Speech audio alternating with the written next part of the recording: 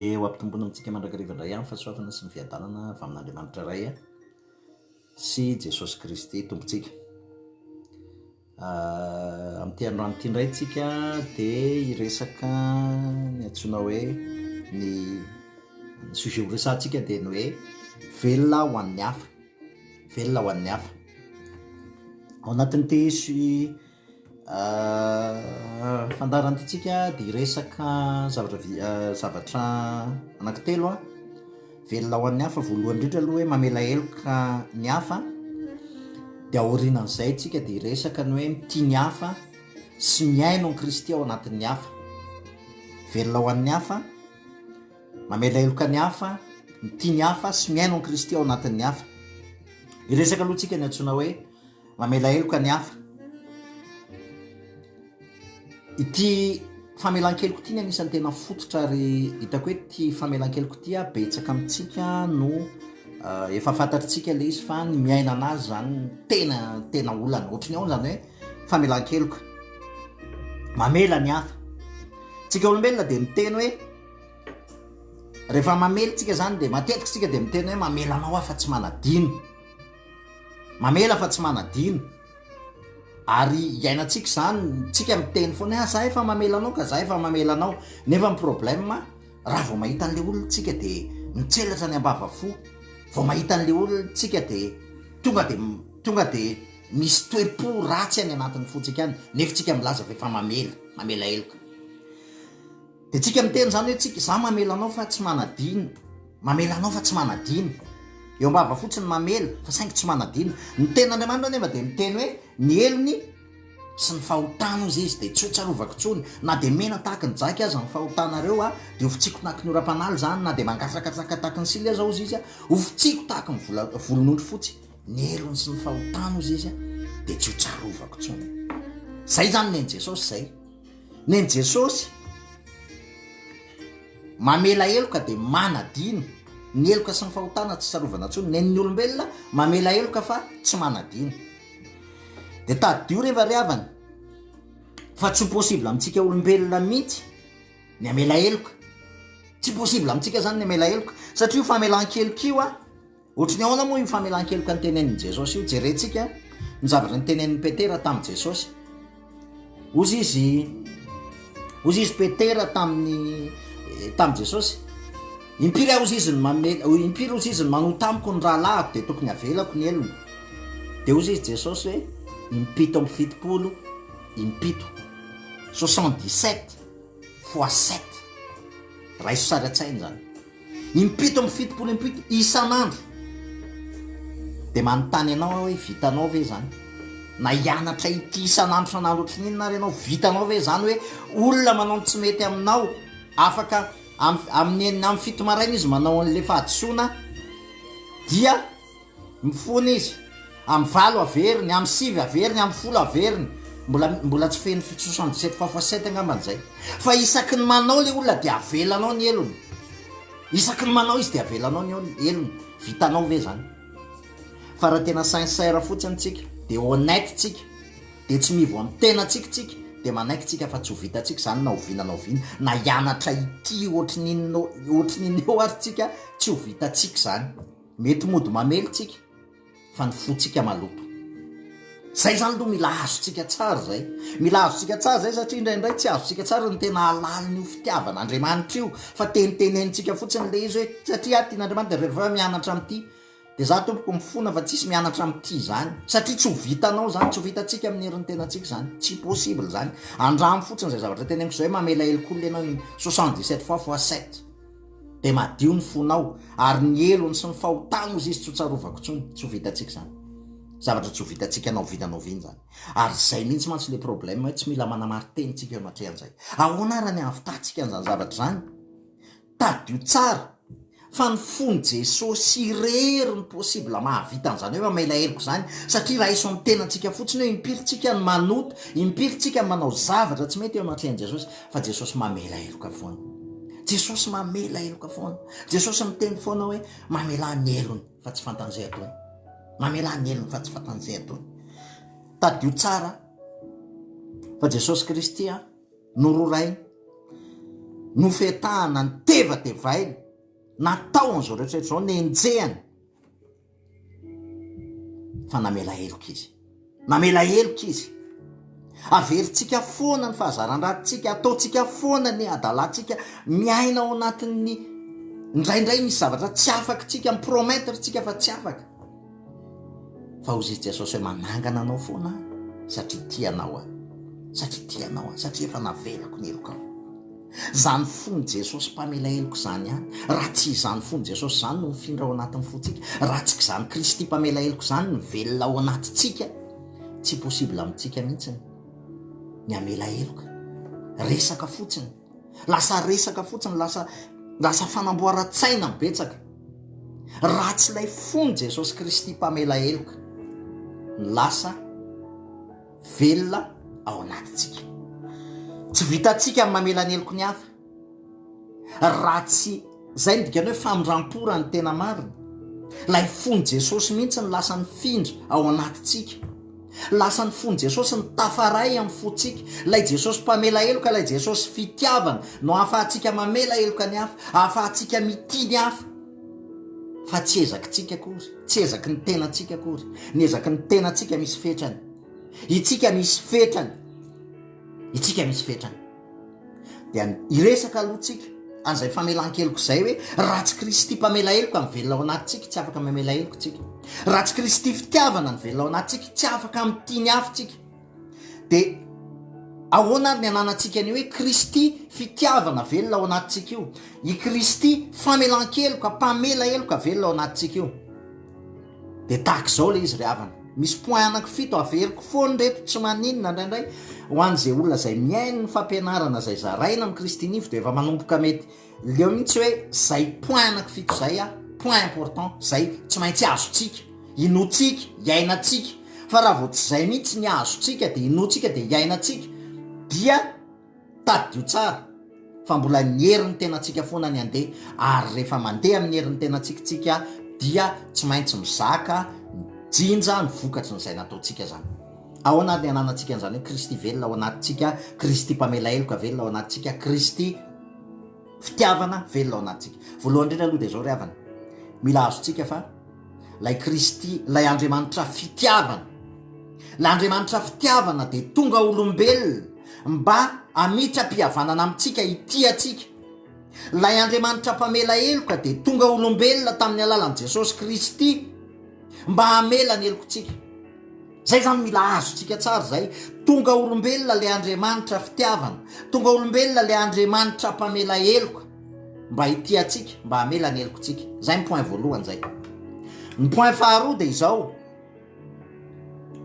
natolo ny ainy mba ho famelana ny helokontsika. Tsy misy famelan-keloka raha tsy misy raha latsaka, tsy misy famelan-keloka raha tsy misy raha latsaka. Inona ny ifandraisany hoe inona ny ifandraisana hoe famelan-keloka dia raha latsaka, dia itsika voavela heloka. Inona ny ifandraisany zany? Ny ifandraisany zany dia tsotra, ao anatin'ny rano misy ny ainy.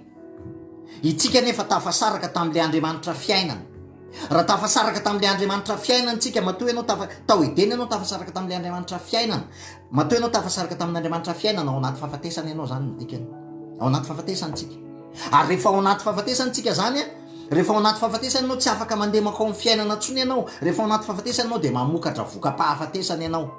Ary ny voka-pahafatesana rehetra dia aretina, olana, tebiteby, fanamelohana, ozona, fankahalana, otro-po, fialonana, fitsiriritana, fahafatesana ara-nofo sy ny zavatra rehetrarehetra iainantsika io. Zay ilay voka-pahafatesana, vokatra ilay fisarahana tamin'Andriamanitra, vokatra fotsiny sisa. Fa satria tsika tafasaraka tamin'Andriamanitra fiainana dia ao anaty fahafatesantsika.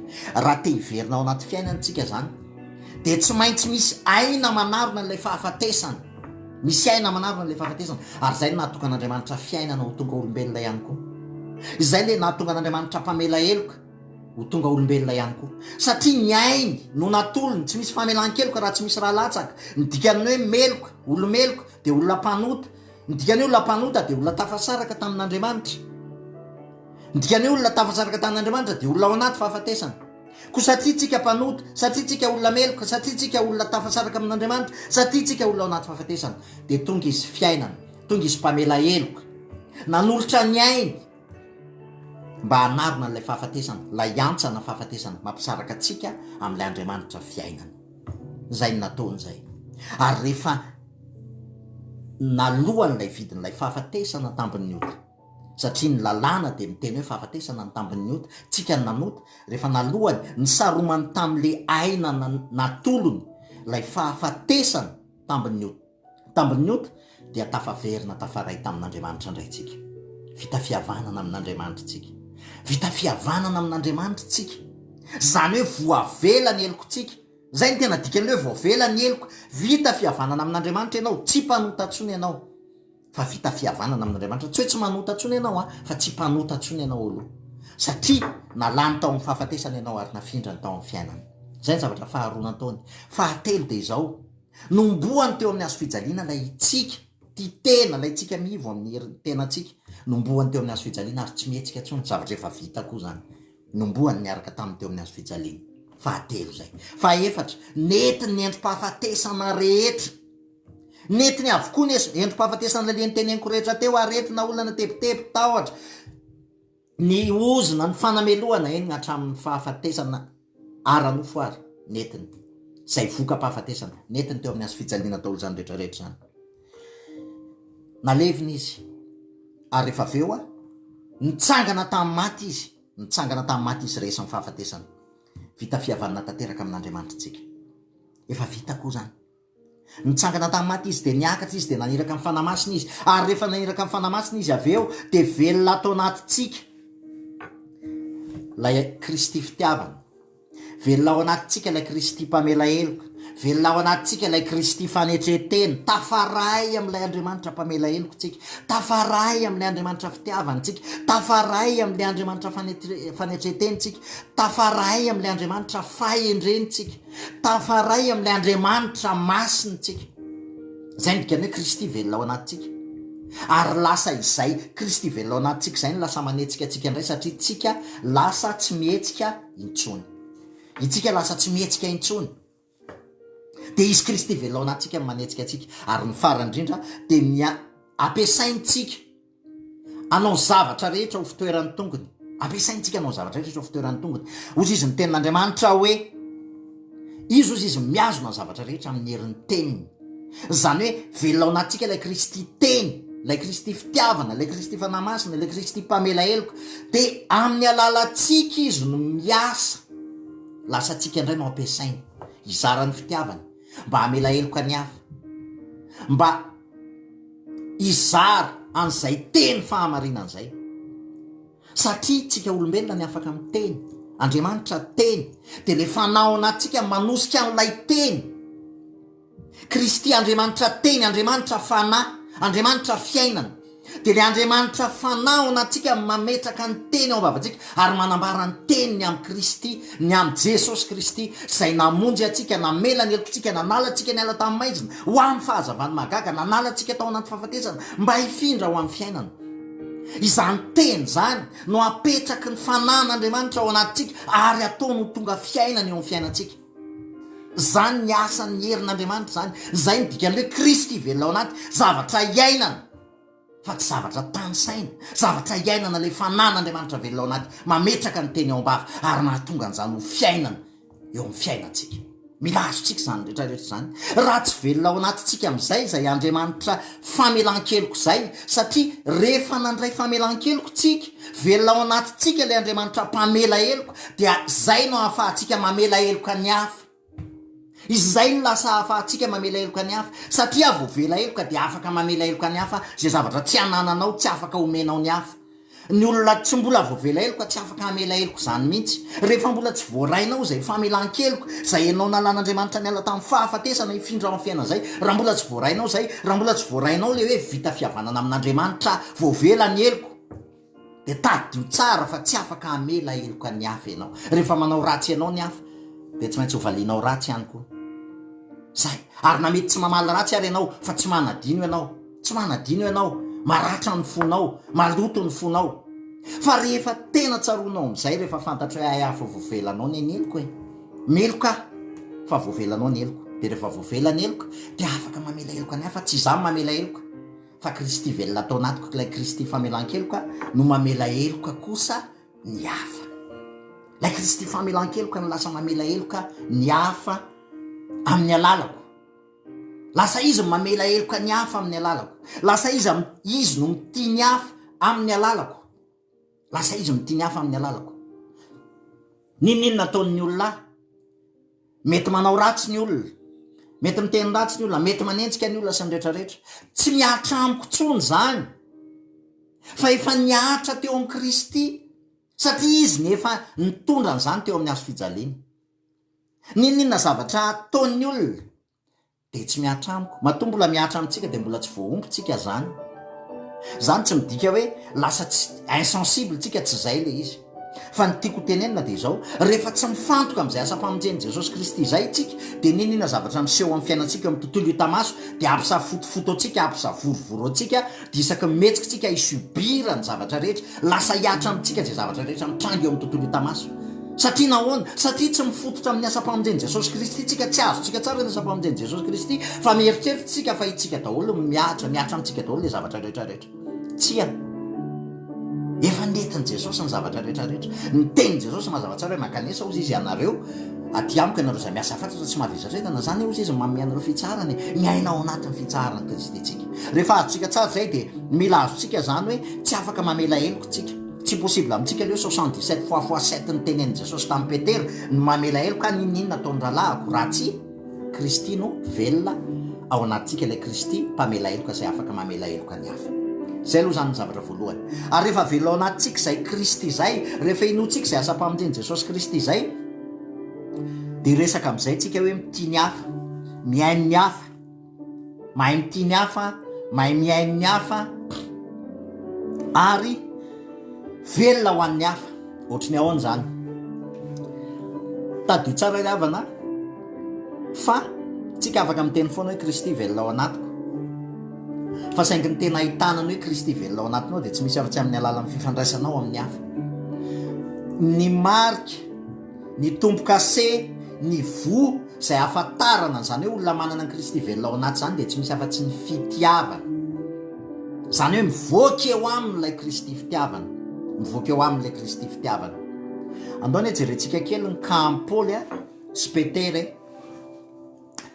Paul sy Petera, satria fiangonana ny resaka, ary zay ny tena ilana ny fiangonana. Satria ianao zany rehefa velona ao anatinao Kristy dia ny firaisanao amin'ny Kristy lasa mahatonga anao hanana firaisana amin'ny hafa, lasa manana firaisana amin'ny hafa. Zany eny mahatonga jereo any anatin'ny fiangonana lasa misy olana, lasa miady any anaty fiangonana, lasa mifampiatsara velatsy ny zavatra isan-karazany. Satria inona ny antony? Inona ny antony mahatonga le fampiatsara-belatsy? Satria tsy mivoaka eo amin'ny fiainan'le olona le Kristy fitiavana, tsy mivoaka eo amin'ny fiainan'le olona le Kristy velona ao anaty, izay mahay mitia ny hafa, izay mahay miaino ny hafa, izay mahay manao ny hafa ambony noho ny tenany, izay mahay mihety. Lay Kristy ilay niteny hoe za tompo sy mpamonjy aza ozy izy manasa ny tongotrareo, nareo koa mba tokony hifanasa tongotra. Tsy vitantsika amin'ny herin'ny tenantsika zany, tsy vitantsika amin'ny ezaka ataontsika zany, tsy vitantsika amin'ny fanamboaran-tsaina zany, fa fiainana zany. Tsy maintsy fiainana no hiainana an'izany. Ohatrany ahoana arany? Jerentsika ny camp Paul sy Petera ao amin'ny Galatiana toko faharoa ny andininy faharoapolo. Tsy tena ovakitsika le izy tsy ovakitsika tanteraka le izy fa ho resahako fotsiny le situation, le contexte nitranga. Galatiana toko faharoa manomboka eo amin'ny andininy faharoa eo le izy ka hatramin'ny faharoapolo. Inona ny zavatra nitranga tao? Paul rehefa nanomboka ministerany izy nanomboka ministerany izy dia rehefa avy eo izy dia niakatra, nandeha izy aloha zany avy any Damascos, dia rehefa izy niakatra tao Jerosalema. Dia rehefa niakatra tany Jerosalema izy niakatra tao Jerosalema izy dia niona tamin'ny Petera sy Stella zany, niona tamin'ny Petera ozy izy Stella zay natao andro ozy izy. Dia rehefa avy eo izy nandeha tany Antiokia, satria nitoloran'ny Petera sy Paoly ny tanana kavana ny filazantsara ny fihavanana ozy izy, ndana ozy izy dia nitsofiny ny apôstôly, zokiny rano zany izy hoe ndany ianao raha andeha tory tena any amin'ny Jentilesy. Lasa izy nandeha. Fa rehefa nandeha tany izy dia zao ny zavatra nitranga ao amin'ny Galatiana toko faharoa ny andininy faha 1 ambin'ny folo. Zao ny teny ao: ary noho ny tonga tany Antiokia Kefasy ozy izy de nanoatra azy ny fanatrika satria hita fa nanatsiny izy. Fa fonymbola tsy tonga ny sasany avy any amin'ny Jakoba de niara-nina tamin'ny Gentilisaina izy fa noho ny tonga ireo de niatakatika izy ka niala satria natahotra momba ny famorana. Inona le tiany teny ho teneniny eo? Zany hoe niala avany zany i Paoly de niara-ninana tamin'ny Gentilisa teo izy dia ninana teo Petera. Fa rehefa tonga ny Jiosy avany zay niaraka tamin'ny Petera de nitsangana teo Petera, tsy nihinana niaraka tamin'ny olona tsy voafora fa niala teo izy. De tezitry Paoly de nitsangany Paoly de nanohatra ny Petera ny fanatrika izy hoe raiso saratsainy zany hoe Paoly no manohatra ny Petera zay nahafantatra ny Jesosy, Petera zay niaraka tamin'ny Jesosy. Fa i Paoly zay tsy mifanena tamin'ny Jesosy akory, i Paoly zay mbola nangata tsokra ny tany amin'ny Petera no nanohatra ny Petera ny fanatrika hoe diso ianao, tsy mety ny nataonao. Rehefa jereny io zavatra io satria Paoly ny nanoratra n'le epistily de misy zavatra anankiroa fomba azo ijerena anazy. Voalohany indrindra aloha i Paoly tao anatin'ny hafanam-po de ny zavatra ny tenenin'ny Paoly hoe tsy resaka famorana zany tsony akory ozy izy no important satria ao amin'ny Kristy ozy izy tsisy ny voafora, tsisy ny tsy voafora, tsy zany. Donc mety tsara velatsia ianao ozy izy, tsy mandeha araka ny fahamarinana ny filazantsara. Zay ny fomba fijerin'ny Paoly. Fa ny fomba fijerin'ny Petera azo raisina ny fomba fijerin'ny Petera. Raha za manokana, raha ny fahadiovam-poko za tsy diso Petera satria nahoana? Jiosy, ary ny Jiosy zany dia tsy nanan-draharaha tamin'ny Gentilisa, tsy niaraka ninana tamin'ny olona tsy voafora. I Petera matoa izy ninana tamin'ny voaloha de tsy nampaninana azy satria fantany. Fa saingy niaraka tamin'ireto Jiosy, mety mbola nisy zaza tao, mbola nisy zaza ara-panahy tao, mety mbola nisy nalemy ara-panahy tao, de nitsanga amin'ny Petera. De naleony niaro ny conscience an'ilay Jiosy malemy ara-panahy. Fomba anankiroa ny azo ijerena an'izay. Fa saingy nanohatra ny fanatrika an'izay i Paoly. De mahavariana ry havana fa izao i Paoly zay nanohatra ny Petera ny fanatrika momba n'io resaka famorana io, momba ny hoe Petera tsy nety niara sakafo tamin'ny tsy voafora, de i Paoly zay miteny an'io ihany no lasa nyteny any amin'ny Koritianina voalohany toko fahavalo ny andinin'ny fahasivy ka hatramin'ny fahateloambinifolo momba ny fanombana ny sain'ny malemy. Ndao ny ovakitsika ny zavatra teneniny aveo hoe Koritianina toko fahavalo ny andinin'ny fahasivy ka hatramin'ny fahateloambinifolo zao ny zavatra teneniny any. Nefa tandremo ozy izy fandro zay fahafahanareo zany no tonga fahatafotoinana ho an'ny malemy. Fa raha misy mahita anao zay manam-pahalalana mipetraka mineo amin'ny tempolon'ny sampy ozy izy, tsy hampasany fieritretan'ny malemy inana zay enaterina amin'ny sampy kova zany ozy izy, fa very ny fahalalanao ny malemy de ny rahalahy zay navotan'ny Kristy tamin'ny fahafatesana. Fa raha manota toy izany amin'ny rahalahy nareo ka manimba ny fieritreretan'ny malemy de manimba dia manota amin'ny Kristy nareo. De zao ny zavatra tenenin'ny Paoly koa amin'ny Koritianina voalohany toko fahasivy ny andinin'ny faharoapolo ka hatramin'ny roa amby roapolo. Tamin'ny Jiosy aho izy de tonga toy ny Jiosy mba ahazoko ny Jiosy. Tamin'izay ambanin'ny lalàna de tonga toy izay ambanin'ny lalàna, na de tsy ambanin'ny lalàna za mba ahazoko an'izay ambanin'ny lalàna. Tamin'izay tsy manana lalàna de toy izay tsy manana lalàna kanefa tsy mba olona tsy manana lalàna amin'Andriamanitra fa ambanin'ny lalàn'i Kristy. Mba azoko zay tsy manana ny lalàna tamin'ny malemy de tonga malemy, mba azoko ny malemy fa tonga zavatra rehetra amin'ny olona rehetra mba hamonjeko ny sasany na iza na iza. Raiso saratsainy zany zavatra zany. Raiso saratsainy zany hoe i Paoly nanohatra amin'ny Petera satria Petera tsy nety niara-ninana tamin'ny Gentilisa. Mety noho ny fiarovany, noho ny fitiavana andreo Jiosy zay niaraka taminy. Fitiavana neny mahatonga an'izany. Ny Petera koa tsy diso satria fitiavana. Ary zay ny mahasaripady ny resaka fifampitenena ny mpanompon'Andriamanitra. Zay ny mahasaripady azy satria samy fitiavana ny nanosika. Fa atoriny Paoly tonga sainy mahatsiaro hoe aikay amin'ny malemy de tonga malemy. Zany hoe raha jerena am'izao de lasa ohatrany hoe misy contradiction zavatra tenenin'ny Paoly. Fa saingy fantany am'izay le fitiavana. Azony tsapany le fitiavana, azony le fitiavana. Hoe za manana ny fahalalahako, afaka manao zay tiako atao fa saingy zao tsy manimba ny hafa. Tsy manimba ny hafa tsy manimba ny hafa ary zay raha vakina ny contexte zay ny comportement nataony Petera teo anatrehan'ny Jiosy raha mamaky an'io Galatianina io satria zao ry havana Petera tena nadio fo tanteraka. Petera nadio fo. Petera tsy namaly. Petera tsy namaly. Za sanatria tsy miteny hoe diso Paoly fa miteny fotsiny hoe ohatriny ao zany toe-panahy toe-pona zanak'Andriamanitra zany apôstôly lehibe eo anatrehan'ny olona no raha iso sara eo anatrehan'ny olona ny alaina baraky Petera. Eo anatrehan'ny olona hoe tsy mety ny ataonao, zao ny ataonao. Après nefa Paoly miteny any hoe tsy aza tsy afaka manimba ny sainy malemy amin'ny Jiosy tonga Jiosy amin'ny malemy tonga malemy. De jereo kosa ny comportement amin'ny Petera. Taovaka itsika amin'ny Petera. Petera toko faharoa, Petera faharoa toko fahatelo. Petera faharoa toko fahatelo. Petera faharoa toko fahatelo ny 15. Zao ny tenin'ny Petera. Mahagaga be mihitsy ny ohatriny ahoana zany fahadiovam-pon'ny Petera. Ozy izy Petera hoe ary ny faharom-pon'ny tompontsika ozy izy de keo famonjena tahaka ny voasoratry Paoly raha lama lalantsika taminareo koa araky ny fahendrena nomena azy. Mba raiso saratsainy zany fitiavana sy fahendrena tao anatin'ny Petera zany. Ninona zavatra nanenjana ny Paoly anazy teo mason'olona tany Antiokia zay nisoratany Paoly tao amin'ny Galatianina. Petera kosa naneritena tsy niteny izy tao, tsy niteny izy fa rehefa nanoratra ny epistiliny izy de ozy izy hoe ary ny faharom-pon'ny tompontsika ozy izy de keo famonjena tahaka ny voasoratry Paoly raha lama lalantsika fanetretenany e zany. Izy tsy niteny hoe zao ny voasoratra de izay teneniko enona tsy zany araky ny voasoratra Paoly raha lama lalantsika ozy izy mbola niteny izy raha lama lalantsika taminareo araky ny fahendrena zay nomena azy. Zany hoe ny aiko Petera fa fahendrena nomena ny Paoly io fa tsy nomena azy.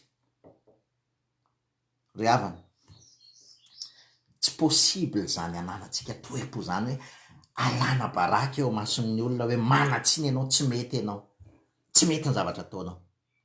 Fa mangina de rehefa aveo nefa izy manoratra any amin'ny epistiliny hoe Paoly raha lama lalantsika fahendrena nomena azy, fahendrena nomena azy. Miaiky izy fa tsy nomena azy. Izy lay apôstôly lehibe Petera zay niaraka tamin'i Jesosy nanontany Jesosy lay niteneniny Jesosy hoe arindro aozy izy mahita ny Satana latsaka tahaka ny varatra ozy izy ikororokanao ozy izy fa rehefa avy mibebaka ianao ozy izy de ampaherezo ny rahalanao.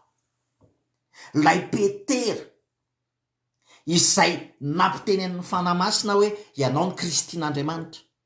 I Petera izay nampisehoan'Andriamanitra teo amin'ny montagne de la transfiguration any Jesosy Kristy tao anatiny voninahitra. Hitanay zany ozy izy, hitanay ny voninahiny, hitanay ny voninahiny mamirapiratra izy niaraka tamin'ny Mosesely nahita an'izany Petera. Ary Petera afaka miteny mihitsy hoe non fa izy ianao zay aniny io fa ozy izy Petera hoe Paoly raha lama lalantsika, Paoly raha lama lalantsika araky ny fahendrena zay nomena azy. I Jaona manoratra any amin'ny epistiliny zay hitanay ozy izy, zay renay ozy izy, zay reniny sofinay, zay hitanay ozy izy, nisoratanay. I Paoly tsy nanao an'izany, i Petera tsy nanao an'izany. I Petera nanana ny fanetretena teo anatrehany zany zavatra rehetrarehetra zany ary nangina izy. Za manokana ry havana, za te hiteny andro zay ny mampitodika hoe miainy ny hafa, velona ho an'ny hafa, mity ny hafa, tsy possible amintsika zany. Raha tsy tahaka ny toe-pony Petera io, toe-pony Petera io. Tadio tsara fa ao anatin'ny fiangonana lasa samy mieritreritra ny olona fa za manana an'izao, za manana an'izao fameza-pasoavana zao de lasa tsy mifampiaina. Lasa mieritreritra ny tena fa manana marina foana.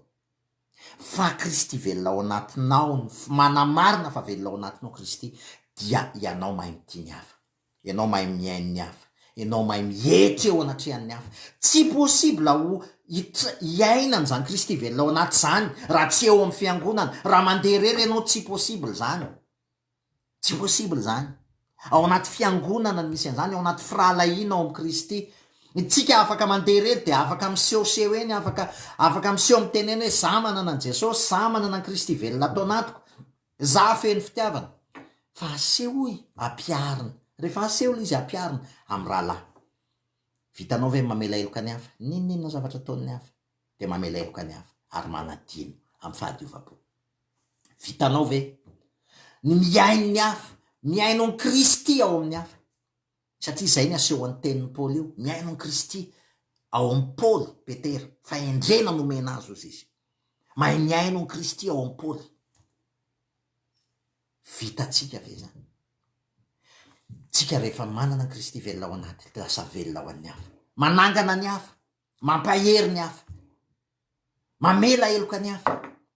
Ry havana, tadio tsara fa zay maratsa-batany Kristy atsika, mahay mifampiaino, mahay mifamela heloka, mahay mifanangana, mifampahery. Fa tsy tsika nefany, tsy amin'ny herin'ny tenatsika nefa ny avitatsika an'izany, satria tsy ho vitatsika amin'ny herin'ny tenatsika zany. Fa ozy izy Paoly hoe, ary za ozy izy miasa amin'ny herin'ny faherezan'ilay miasa mahery atao anatiko, ny herin'ny faherezan'ilay miasa mahery atao anatiko, tsy ny heriko fa ny herin'ny faherezan'ilay miasa mahery atao anatiko. Kristy velona ao anaty, Kristy velona ao anaty. Ry havana, ino zay asa mpamonjeny Kristy zay anakifito zay ndresana antsika voalohany zay aloha. Fa rehefa velona ao anatintsika Kristy, haitsika mamela heloka. Rehefa velona ao anatintsika Kristy, mpamela heloka, famelan-keloka, de haitsika mamela heloka ny hafa. Rehefa velona ao anatintsika Kristy ilay nahay nihetry ka nanasa ny tongotry ny mpianany, de haitsika Kristy ao anatintsika ny lasa mahay miaino ny hafa, lasa mahay mitia ny hafa amin'ny alalantsika. Tsy noho itsika, tsy tsika mihitsy, fa noho ny amin'ny Kristy zay sy ny asa mpamonjeny Kristy zay velona ao anatintsika, zay nanala antsika ala maizina ao amin'ny fahazavany magaga, zay nanao antsika ho fanjakam-pisorona firenena masina, anambarany atsaran'ilay niantso antsika hiala amin'ny maizina ho amin'ny fahazavany magaga, ho an'i Jesosy Kristy ny voninahitra zay efa namonjy antsika, namela ny helokantsika, nitia antsika mba hahafahantsika mamela heloka ny hafa sy mitia ny hafa ihany koa. Voninahitra ho an'i Jesosy rery avy. Amen.